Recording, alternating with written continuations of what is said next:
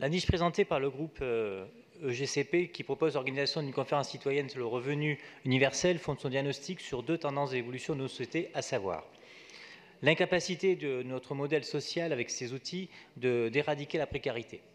Deuxième, que les gains de productivité permis par les progrès technologiques et l'automatisation croissante des tâches dans les entreprises qui laissent présager une raréfaction générale des emplois.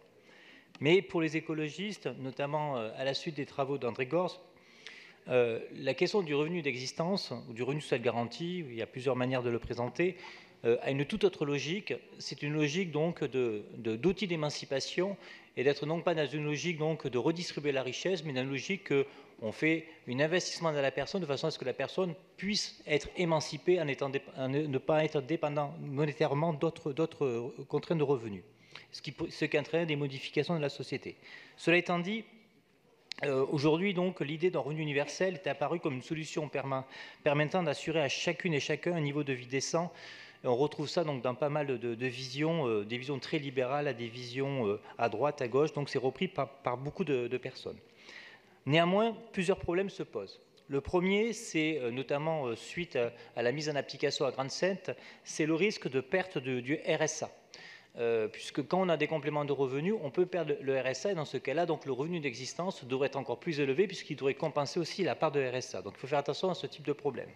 Deuxième problème, à notre sens, c'est que le principe d'universalité qui en découle, d'un principe noble, l'égalité de droit de toutes et tous, contrevient à celui de justice distributive illustré par l'adage « à chacun selon ses besoins ». Il n'y a pas grand sens à distribuer la même somme à une personne en grande précarité et à un millionnaire. Voilà pourquoi une revalorisation des minima sociaux a la préférence des écologistes, surtout si celle-ci est financée par des économies d'énergie, comme c'est le cas à Grande-Synthe avec le minimum social garanti qui concerne les foyers les plus défavorisés. Et ça pose la question de la relation État-nation, puisque dans une logique nationale, c'est à travers l'impôt qu'on récupère le revenu d'existence, ce qu'on ne peut pas faire bien sûr au niveau d'une commune, puisqu'il n'y a pas d'impôt sur le revenu.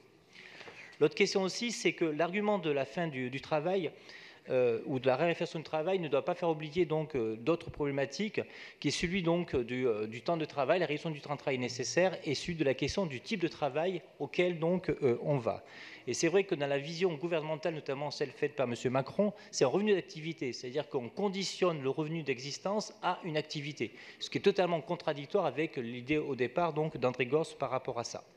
Néanmoins, ce qui est intéressant dans cette délibération, c'est de passer par une assemblée citoyenne qui permet donc de faire un travail donc, de fond, de réflexion sur les différentes modalités, sur la spécificité donc, du niveau communal par rapport donc, à d'autres niveaux pour un revenu d'existence.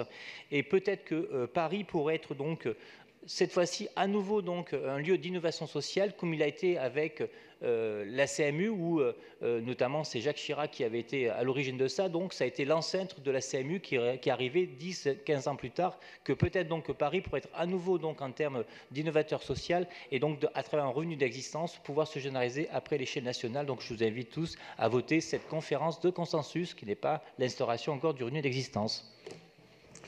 Merci. La parole est à Madame Danielle Prémel pour le groupe PCF Front de Gauche.